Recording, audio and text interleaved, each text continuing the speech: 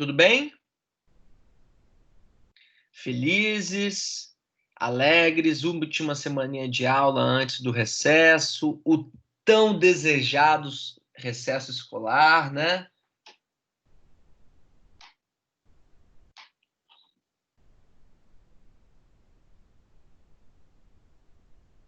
Tudo certíssimo, galera, tudo bem.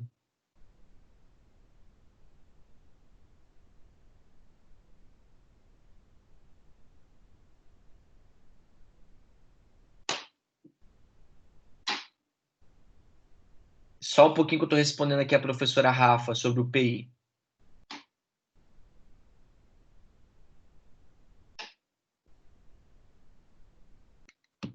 Então, galera, vamos lá, né?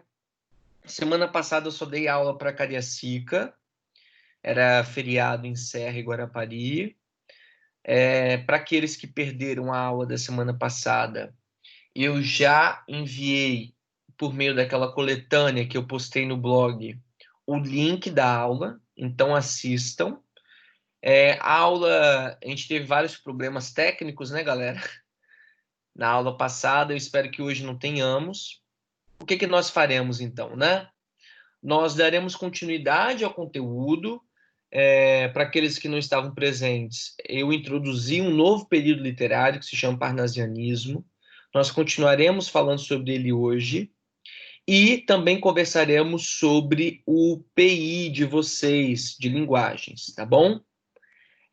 Antes de mais nada, eu quero dar alguns recados. Então, vamos a eles. Primeiro recado, eu postei no blog, eu só estou no grupo de Cariacica, né? Eu só estou no grupo de Cariacica, salvo engano. No grupo de WhatsApp. Então, eu postei só para a galera de Cariacica. Para o pessoal de Guarapari e Serra, não havia avisado ainda. Eu postei no blog de vocês uma coletânea com tudo aquilo que foi trabalhado desde a primeira semana até a 17ª semana de aula, ou seja, até a aula de hoje, tá bom? Então, tudo que nós trabalhamos durante a quarentena. Essa coletânea, gente, ela ficou, acho que super detalhada. Eu coloquei mapa mental, eu coloquei resumo, eu coloquei um monte de coisa, eu coloquei conteúdo, página, as atividades que foram passadas, está super detalhado. Então, para aqueles, tipo a Yasmin, que estão com a matéria atrasada, né, Yasmin? É o momento de colocarem a matéria em dia, tá bom? Revejam tudo que vocês não viram, busquem estudar, façam os exercícios que foram indicados. Por quê? Quando nós retornarmos do recesso, logo de cara vocês farão a prova objetiva do segundo período. Tudo bem? Portanto, não deixem a matéria acumular, tá, galera? Pensando nisso, o que vai ser feito, né? Eu também criei lá na plataforma do estuda.com uma lista de exercícios revisionais, exercícios complementares, pensando na matéria de prova. Então, são 10 questões, contendo aí mais ou menos 5 questões de cada período que nós trabalharemos na prova de vocês em agosto. E qual vai ser essa matéria de prova? Nós trabalharemos, então, com realismo e naturalismo e o início do parnasianismo, tá bom? Eu também encaminhei para vocês 2 TMs que deverão ser feitas para o dia 27. Elas já estão abertas lá na plataforma do estuda.com e eu deixei, então, de hoje até o dia 27 como prazo para vocês fazerem. Então, são basicamente 3 semanas, tá? Façam os exercícios complementares, façam as TMs, porque no nosso retorno, lá no dia 27, a gente vai corrigi-las. Não, Enzo, aí que tá. Nas férias, não. Eu já disponibilizei a lista e já disponibilizei as TMs. Então, vocês podem fazer nesta semana, antes das férias. Olha como eu sou uma pessoa boa. Minha sugestão, façam logo para vocês se verem livres disso, tudo bem? Então, já demos alguns avisos, né? Exercício complementar lá no estuda.com, TMs, salvo engano, acho que são as TMs 9 e 10, ou 10 e 11, também estão disponíveis no estuda.com, e vocês têm o prazo, né, até o dia 27 para fazer. Matéria de prova, realismo, naturalismo e parnasianismo.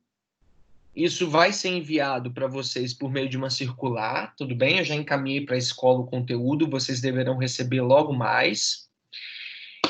E a nossa prova vai ser, salvo engano, na primeira ou na segunda semana de agosto. Semana essa que vocês também deverão entregar o PI, tudo bem?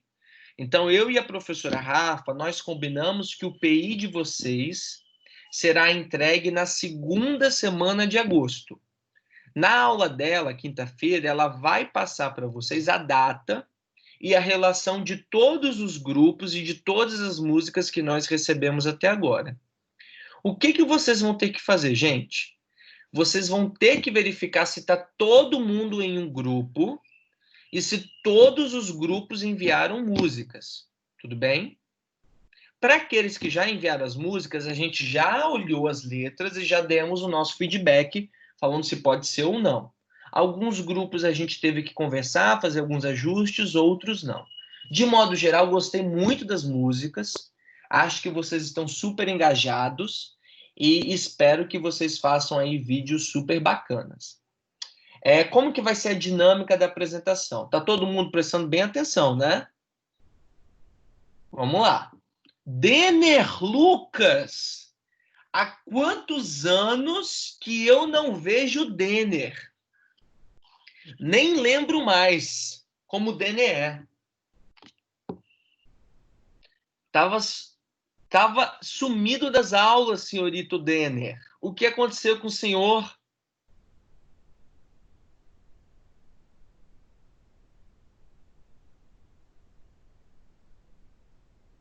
Tudo bem? Sei. Show de bola. Então, galera, olha só. Como que vai ser a entrega do PI, né, de linguagens? Vocês enviarão para nós, na data que vai ser informada pela professora Rafa na aula desta semana, o link do vídeo de vocês. Por que o link? Porque vocês postarão esse vídeo no YouTube de forma que ele fique não listado. Tudo bem? Eu vou postar lá no blog para vocês um tutorial de como fazer o upload de um vídeo para que ele fique não listado. Então, o que vai acontecer? Mas, professor, se alguém procurar lá no YouTube, vai aparecer meu vídeo? Não, não vai aparecer pelo vídeo. Vai aparecer somente para aqueles que tiverem um link. Marília, também pode ser pelo Drive.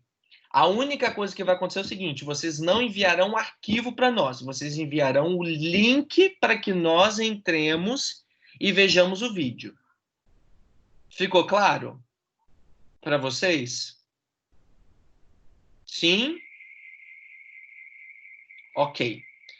Com esses links, nós iremos ver, assistir a todos os vídeos, avaliá-los e não, prestem bem atenção, e não passaremos nas aulas enquanto elas forem remotas. Não pensem vocês que nós não veremos todos os vídeos juntos. Sim, nós os veremos, mas somente quando retornarmos às aulas presenciais. Amém ou misericórdia? Amém ou misericórdia? Amém. Isso, Marília, a gente trabalha com vergonha. A gente gosta da vergonha. A gente gosta do sofrimento. A gente gosta das lágrimas de sangue escorrendo pelos olhos de vocês. Então, como que vai ser o esquema? Neste momento, apenas o link. Posteriormente, assim que nós retornarmos às aulas presenciais, selecionaremos aulas para que nós exibamos, então, o que vocês produziram para todos os integrantes da turma. Combinado, galerinha? Alguma dúvida?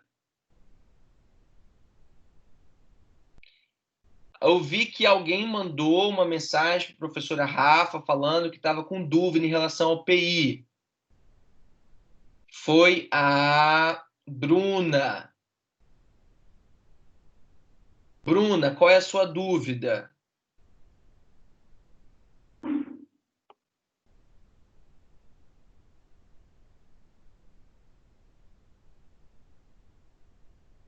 Bruna, você está entre nós.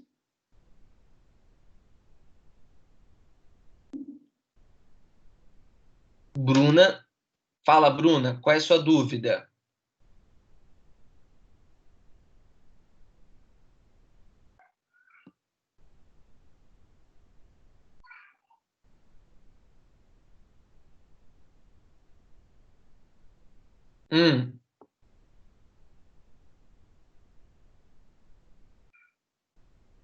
Diga.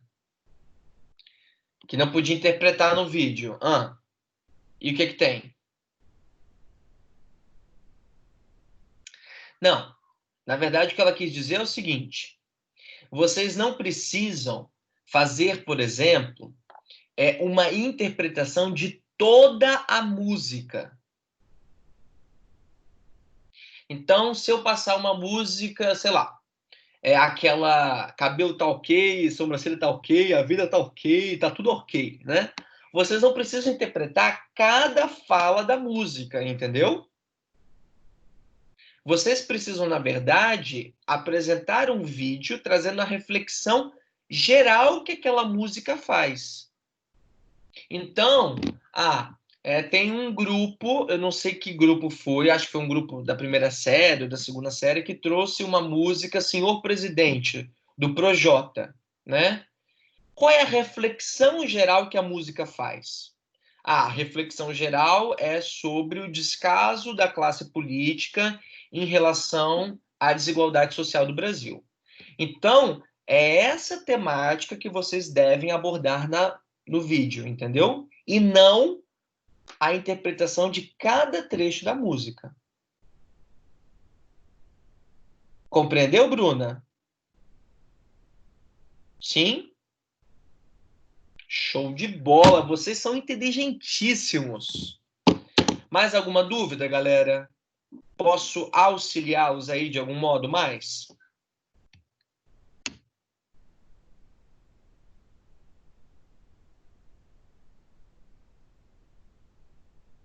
Se vocês não tiverem nenhuma dúvida, eu já vou partir para o nosso conteúdo. Pode ser? Amém? Misericórdia, socorro.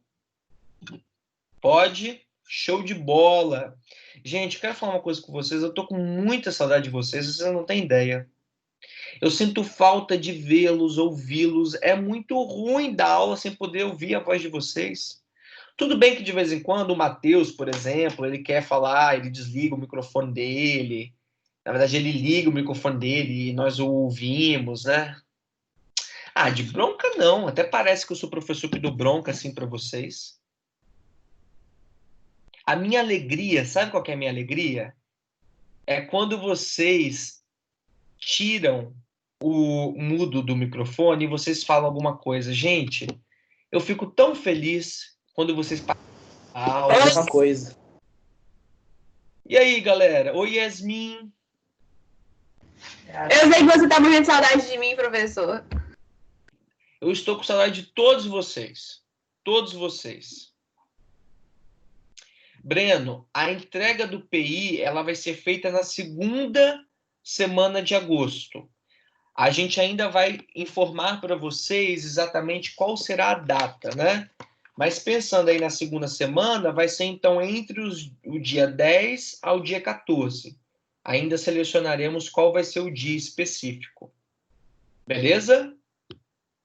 Mas já se organizem para entregá-lo entre o dia 10 ao dia 14 de agosto. Sucesso? Então, vamos lá? Vamos partir para o parnasianismo. Já estávamos falando sobre ele no nosso último encontro. Para aqueles, né, que não estavam presentes, então, a gente vai dar uma situada agora. Só um pouquinho que eu vou abrir aqui, gente, o material. Quando estiver aparecendo para vocês, me confirmem aí, por gentileza, no chat.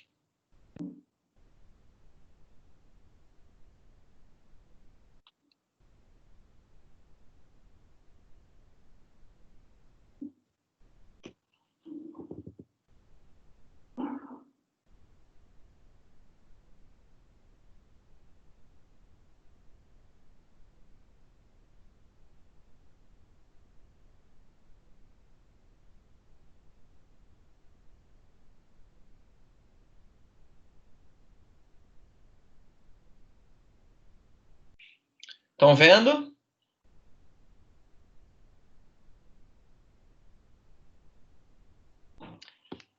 Topperson, Topperson, Topperson! Então vamos, meu povo, parnasianismo, né? Estávamos conversando na aula passada que o parnasianismo, então, é um período literário que é marcado por uma máxima, né? Uma máxima super importante, que é a arte pela arte. Eu lembro muito bem da pergunta que a Duda fez. Duda, você está entre nós? Está presente na aula hoje? A Duda havia feito um questionamento, né? Ah, professor, arte pela arte significa, então, que era uma arte elitizada? Não sei se a Duda está aí, não sei se ela lembra também dessa pergunta. E é mais ou menos por aí mesmo, tá, gente? O parnasianismo, ele não vai trazer mais aquela concepção de arte engajada que nós estávamos habituados a ver e a acompanhar durante o realismo e naturalismo. Muito pelo contrário, né? Aqui há uma preocupação muito grande em buscar e alcançar uma perfeição estética. Então, eu estou preocupado com o conteúdo? Não necessariamente. Eu estou preocupado com a denúncia social? Longe disso. Eu estou preocupado com o quê? Eu estou preocupado com a perfeição estética. Por isso que vai ser tida e entendido como a arte pela arte. Beleza? Uma outra informação aí super pertinente que vocês precisam ter em mente, né? Parnasianismo, realismo e naturalismo, e até mesmo o simbolismo, que é o nosso próximo período literário, são momentos da literatura que vão ocorrer simultaneamente. Por mais que nós estudemos como se fosse uma ordem cronológica, na realidade, não foi assim uma ordem cronológica. Ao mesmo tempo em que havíamos textos realistas sendo escritos, textos naturalistas sendo escritos, também estávamos, então, tendo textos parnasianos sendo produzidos. Há, então, uma confluência entre esses períodos literários. E tudo bem, né? E isso é importante que vocês tenham em mente. Não há, então, uma progressão cronológica exata, tal como acontecia, tal como o nosso estudo dá a entender que foi. Beleza? Vamos lá, né? Aí eu trouxe aqui uma reflexão que é a seguinte, né? O parnasianismo ele surge na França em 1876 com a publicação dessa revista, Le Parnasse Contemporain, que é uma revista, então, que vai ter aí como escritores de destaque Baudelaire e Théophile Gautier, né? Então, são os grandes nomes da origem do movimento parnasiano. Só um pouquinho, deixa eu só subir aqui a persiana para ela parar de ficar batendo. São os grandes nomes do movimento parnasiano que ditarão, então, né, as principais características. Então vejam vocês que o parnasianismo ele vem de o quê? De uma importação cultural. É um movimento originalmente brasileiro? Não. É um movimento com temáticas originalmente brasileiras? Também não, né? Muito pelo contrário. Então, galera, né, qual vai ser o nosso contexto de surgimento do parnasianismo? É o contexto que nós precisamos estudar primeiro, é o contexto europeu, porque é de lá que veio esse movimento. O que estava acontecendo na Europa? Estávamos, então, em meio à consolidação da segunda revolução industrial, e com isso, algumas importantes transformações urbanas estavam ocorrendo, como, por exemplo, o próprio processo de urbanização e o fortalecimento dos serviços públicos. Vejam, por que isso é importante, galera? Porque quando a gente pensa nesse contexto da segunda revolução industrial, a gente também está falando, gente, em um contexto de intensa transformação dessa sociedade, uma vez que ela, então, passará a obter, né, características que são inovadoras, né? E essas características, né, elas vão trazer um ar de modernidade. Só que essa modernidade, ela vai ser muito marcada pelo quê? Pela mecanização das relações, uma vez que estávamos em meio à segunda revolução industrial. Então a máquina, ela é o grande símbolo desse momento, né? Se a máquina é o grande símbolo desse momento, se a indústria também está sendo cada vez mais fortalecida, qual vai ser o grande, então, marco de grupo social? O dos operários. É aquele que vai estar em constante crescimento. E, em consequência disso, acirrarão-se as lutas de classe, aquelas lutas que foram apontadas e trabalhadas por Karl Marx quando ele fala sobre essa dialética, né, econômica entre os donos do meio de produção e os trabalhadores. Então haverá essa luta entre patrões e classe operária, beleza? Aqui é o nosso primeiro marco. E diante dele, a gente vai perceber que surgirá um Art Nouveau. O que é Art Nouveau, né? Ao grande pensamento de base do parnasianismo, que é uma forma de enxergar a estética e, principalmente, enxergar a estética arquitetônica, a estética de uma obra de arte, a partir de uma aproximação com esse contexto da Revolução Industrial, né? Então, não tinha como eu pensar o contexto europeu e o contexto estético sem levar em consideração que estávamos falando em uma intensa modernização por meio das máquinas. Então, como que as artes, né? Como que a arquitetura, como que as pinturas, elas vão dar conta de expressar isso, né?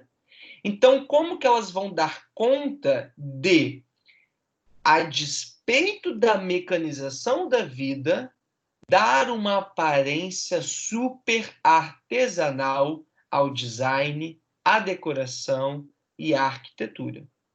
Eu estou indo muito rápido ou vocês estão conseguindo acompanhar? Como que está aí a dinâmica?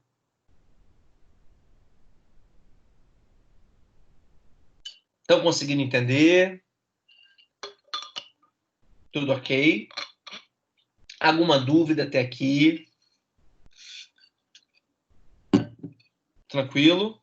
Então vamos lá. Então, reparem só, né? De um lado, eu tenho um traço arquitetônico que representa essa arte nouveau, e do outro eu tenho, então, um azulejo, que também representa a arte nouveau. O que vocês reparam aí de características em ambos? O que a gente poderia destacar aí? O que vocês apontariam? Compartilhem comigo.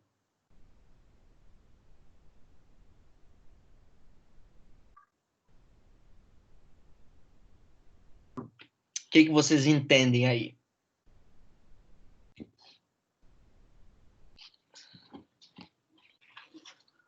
Sobre não ter um significado?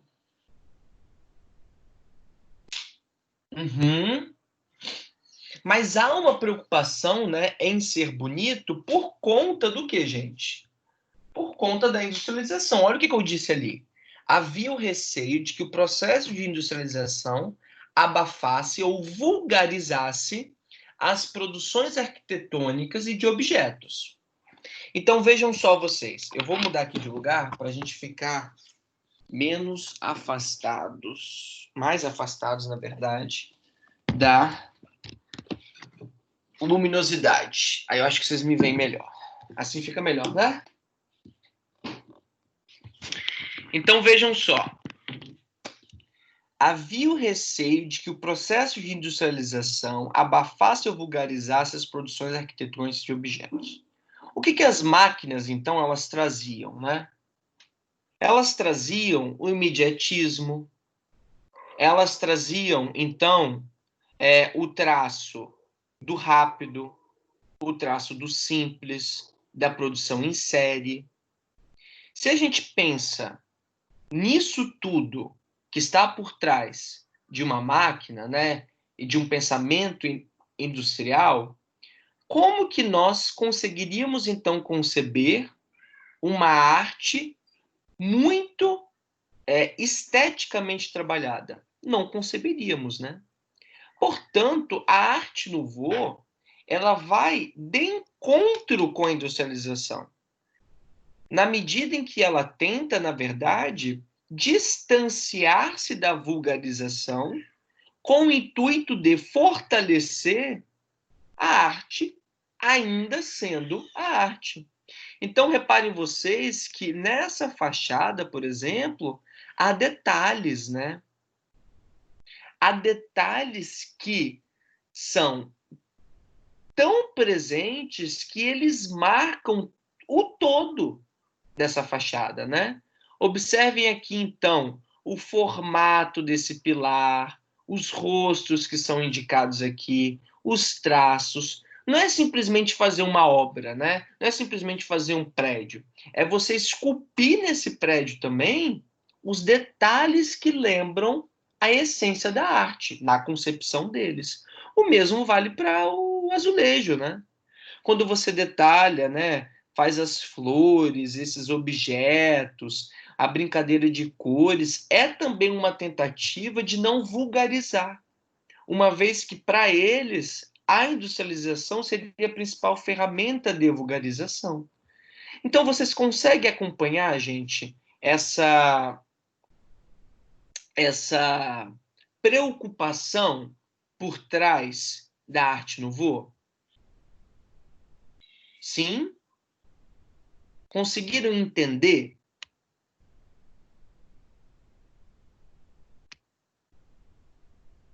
Como que tá aí para vocês? Tá tudo bem? Todo mundo conseguindo acompanhar até aqui? Gente, vocês estão aí? Aposto que vocês devem estar rindo de mim no grupo. Assim, olha lá, ele tá perguntando se tá tudo bem o tempo todo. Eu fico aqui, às vezes, que nem um babacão perguntando. E aí, estão aí? Opa, tudo bom? Ei, oi. Então, achava que a industrialização faria essa vulgarização por fazer produtos em série rapidamente. É um pouco disso mesmo, Marília, né? Porque a rapidez da indústria, ela não vai privilegiar o cuidado estético com a produção artística.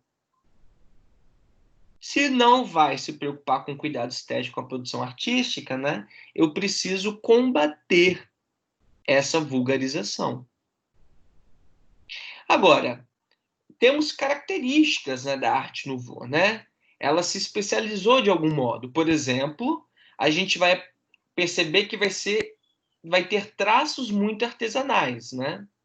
Porque vai ser muito elaborada e pensada de modo contrário a uma produção em massa.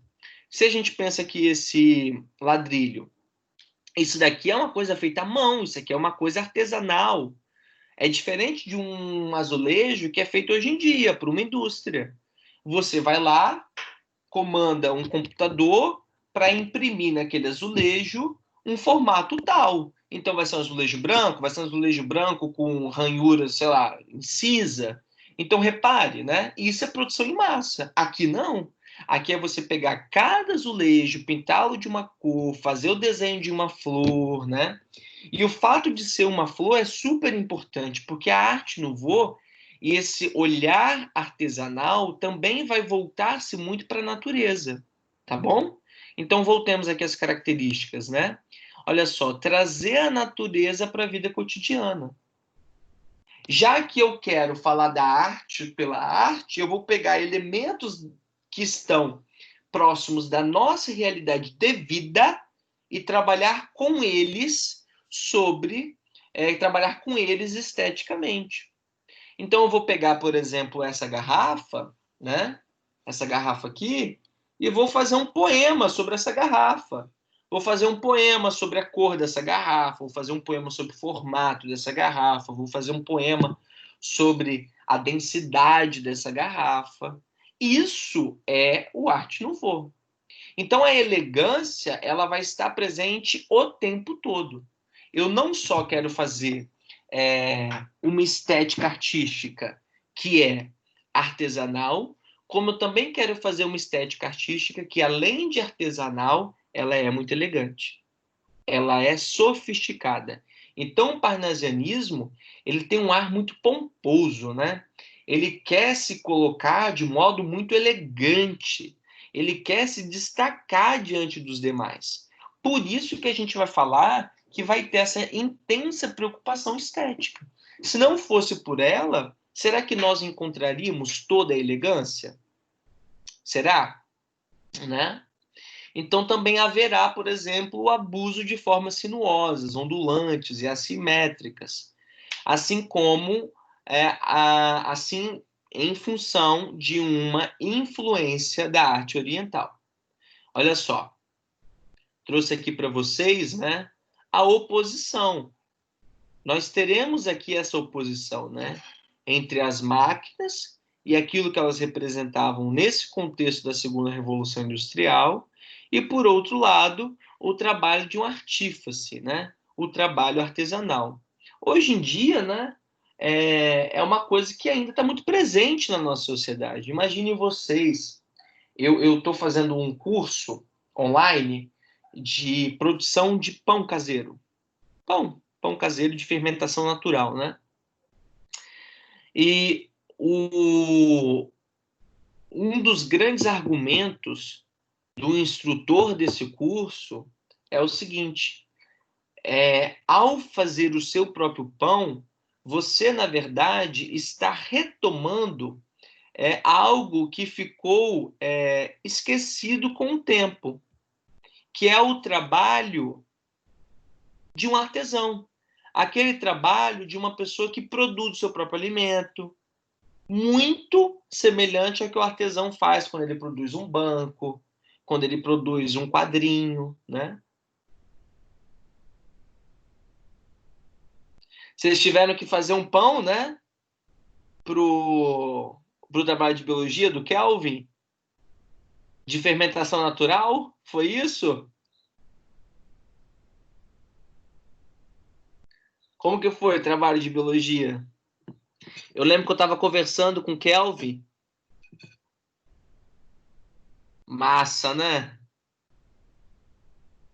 Receita com fermento, biológico. Ah, entendi. Não pão necessariamente. Agora faz sentido porque que Yasmin estava fazendo aquele monte de vídeo lá na cozinha. Agora, ó, eu entendi o negócio. E alguém fez um pão ou uma esfirra, enfim, alguém fez alguma coisa que deu certo?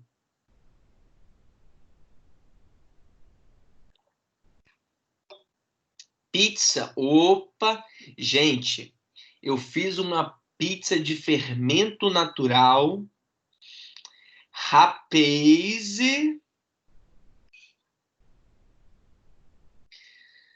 Depois vocês entrem lá no meu Instagram e vocês verão o pão, os pães que eu tenho feito. Massa, hein? Que bom, legal esse projeto. Aí vocês estudaram a ideia da fermentação. Massa, né? Alguém aí chegou a fazer um fermento natural do zero?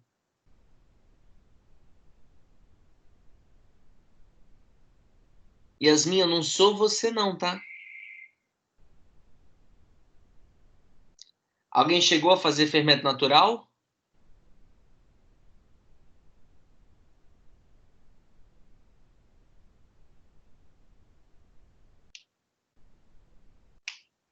Ninguém respondeu, acho que ninguém fez fermento natural. Depois eu mostro lá o meu levain. Ah, tinha que ser o biológico. Entendi. Entendi. Saquei. Enfim, vamos lá. Então há essa oposição, né, gente?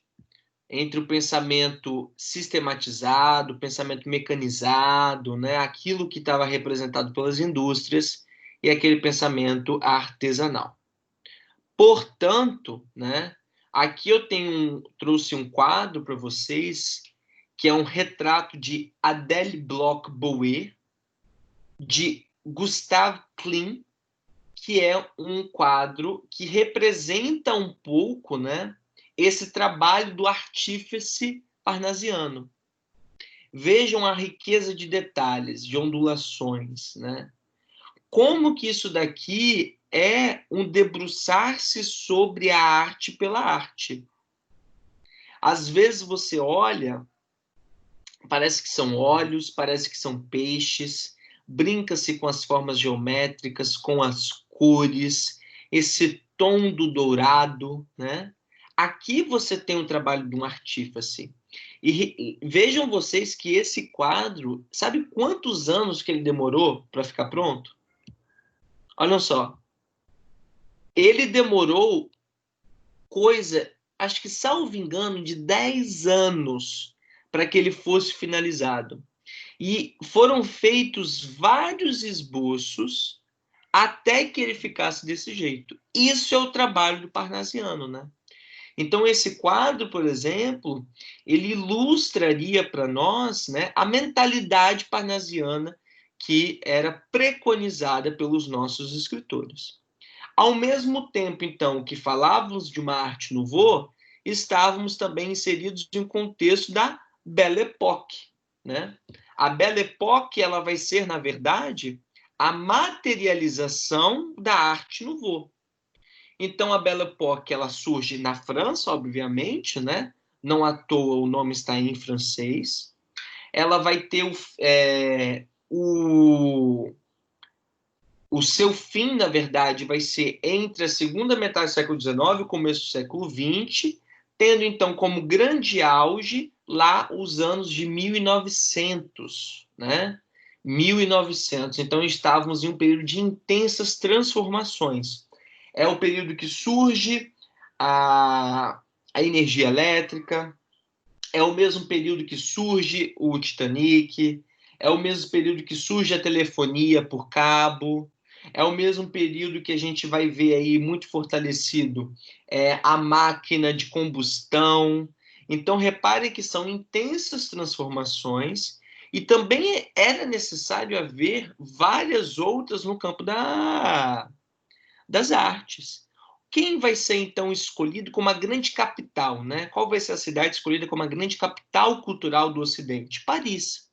E vai ser Paris o centro, então, desse contexto marcado pela arte nouveau. Então, vejam só, né? Estamos falando de uma estética maior, que é o parnasianismo. O parnasianismo ele está situado no contexto histórico da Belle Époque, e a Belle Époque vai dar voz àquilo que nós chamamos de arte nouveau. Beleza? Então, o que vai caracterizar a Belle Époque?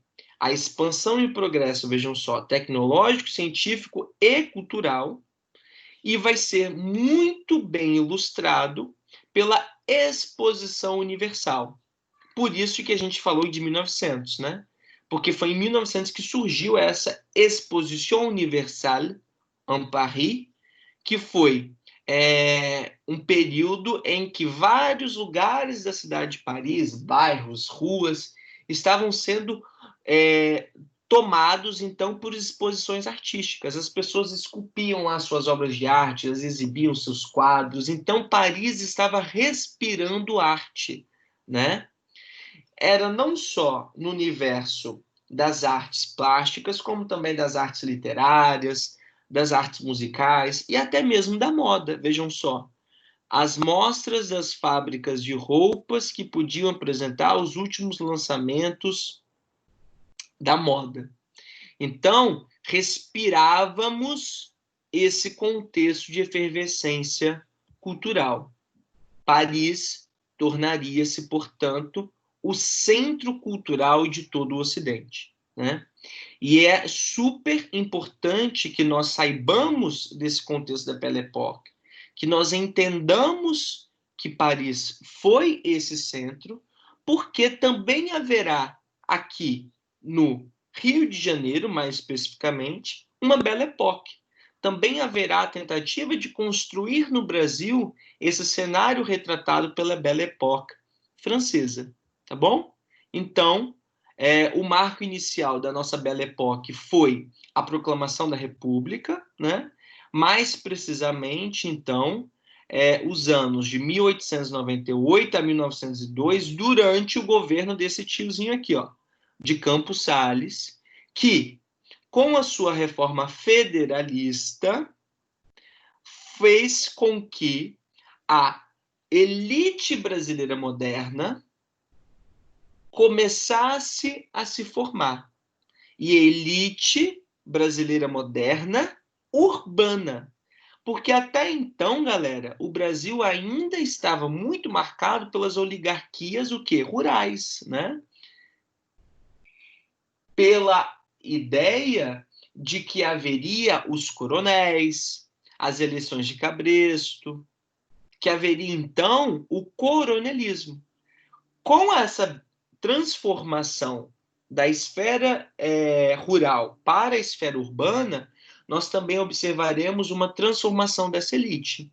E é por meio dessa transformação dessa elite que nós materializaremos a Belle Époque, mais especificamente na cidade do Rio de Janeiro, que era, naquele período, a capital do Brasil. Por isso, Rio de Janeiro vai ser o grande centro dessas mudanças. Ok? Então, a gente vai parar por aqui hoje. Vocês farão as TMs e farão o exercício. E, ao retornarmos do recesso, na nossa primeira aula, no dia 27, corrigiremos tudo e daremos continuidade ao nosso estudo sobre o parnasianismo. Tá bom? Desejo a todos vocês um belíssimo descanso, recesso, que vocês possam aí revitalizar todas as energias e que a gente se encontre logo, né, gente? Eu não estou aguentando mais de saudade de vocês. Estou doido para dar aula presencialmente. Tá bom, gente? Um beijão. Natália, os slides eu faço todos no PowerPoint. Todos no PowerPoint. Por quê? Obrigado. Estamos tentando aprimorar os nossos conhecimentos científicos, tecnológicos. Valeu, gente. Boa semana para vocês, tá? Um abraço.